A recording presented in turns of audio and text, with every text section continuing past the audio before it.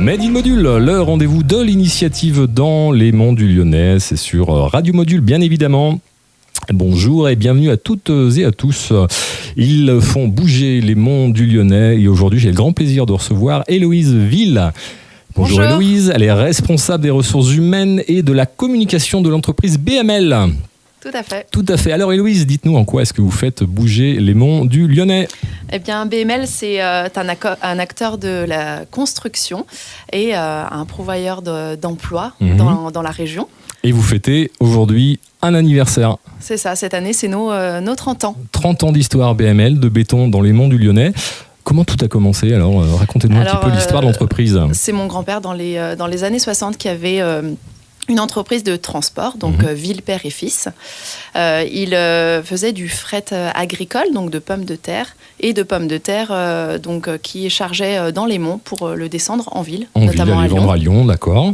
Donc ça a démarré avec une entreprise de transport. De transport. Ok. Et dans les années 85, mon père a rejoint la société.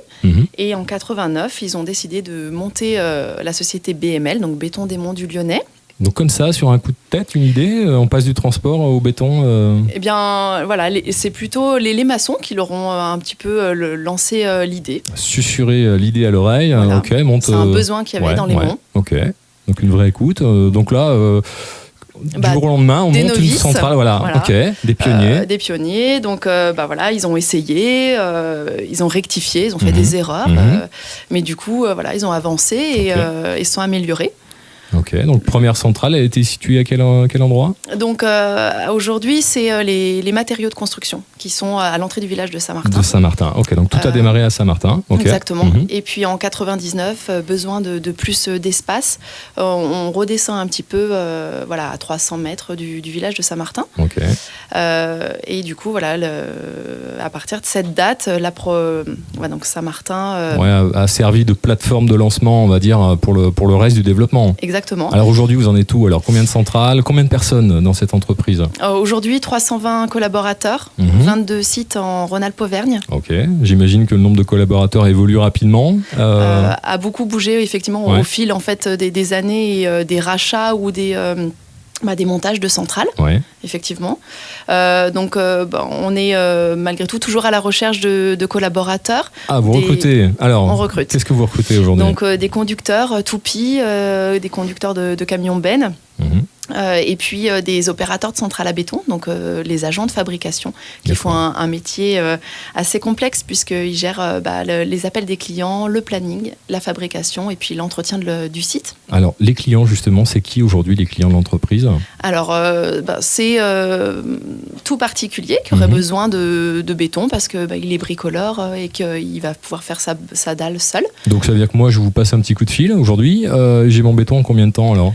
En 2-3 jours, un commercial se déplace, voit ce dont vous avez besoin et puis on vous livre un camion. Donc c'est très simple, le camion dans la cour en 3 jours, ok. Et puis j'imagine des grands groupes alors de construction ? Oui, effectivement, le premier gros chantier qu'on a eu avec les grands groupes, c'est l'A89. Et donc, du coup, qui nous a demandé un peu de restructuration en interne et notamment la création d'un laboratoire de contrôle et de mise au point de formules. Donc là, vous avez embauché des scientifiques ou en tout cas eu une approche scientifique sur la formulation du béton. Voilà, qui est un peu différente. Les attentes pour les chantiers publics sont un petit peu différentes de ce qu'on avait besoin auparavant.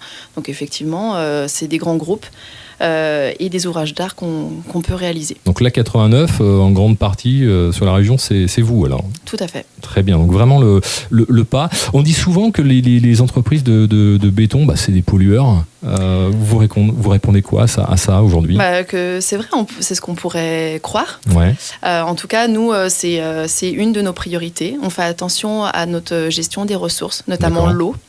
Qu'on utilise en grande quantité. Donc on fait la chasse au gaspillage et puis toutes nos eaux utilisées sont recyclées de façon à être réutilisées dans la production de béton. D'accord, donc aujourd'hui vous avez vraiment pris la contrainte écologique, on va dire, à bras-le-corps. C'est-à-dire que quand un camion revient, j'imagine vous le lavez, vous utilisez pas mal d'eau.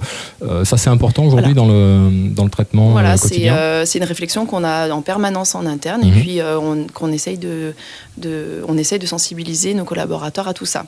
Donc chacune des centrales a un système de recyclage ? Effectivement, toutes nos centrales sont équipées de recycleurs, ce qui va permettre de réutiliser les matières premières ensuite.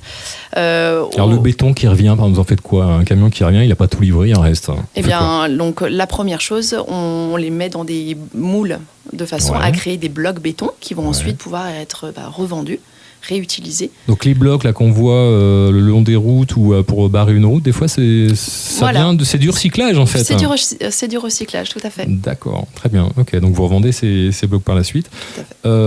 Électricité, j'imagine aussi que vous consommez énormément. Oui, tous nos matériels de fabrication de béton sont gérés avec de l'électricité. Donc on est sur l'étude d'installation de panneaux photovoltaïques sur tous les toits de nos sites, de façon à produire et consommer notre électricité. Très bien. Et puis les camions, bien sûr, ça pollue. Alors ça, il n'y a pas de doute. Donc aujourd'hui, on est sur l'étude de camions qui pourraient fonctionner au biogaz et à l'électricité. D'accord, ok. Donc une vraie contrainte. Un mot juste sur les valeurs. Aujourd'hui, vous m'avez parlé de rugby. On a préparé, vous m'avez dit, moi, le rugby, c'est vraiment une valeur très proche de l'entreprise. C'est vrai que voilà, on a choisi pour fêter nos 30 ans le Matmut Stadium, donc symbolique du rugby, puisque le béton, c'est une base solide. Nos clients aussi. Sont des bases solides et nos collaborateurs. Il y a vraiment un esprit d'équipe, de l'entraide et tout cet ensemble est solide et dynamique. Et pour longtemps, je l'espère. Je l'espère. Merci Héloïse. On vous souhaite encore une fois un bon anniversaire. Bon 30 ans, vous les faites pas. Merci à vous pour votre accueil. Mais je vous en prie, vous êtes la bienvenue ici à Souzy dans les locaux de Radio Module. Et moi je vous laisse passer une très très bonne journée à l'écoute des programmes du 98.7. Bonne journée à tous, à bientôt, au revoir.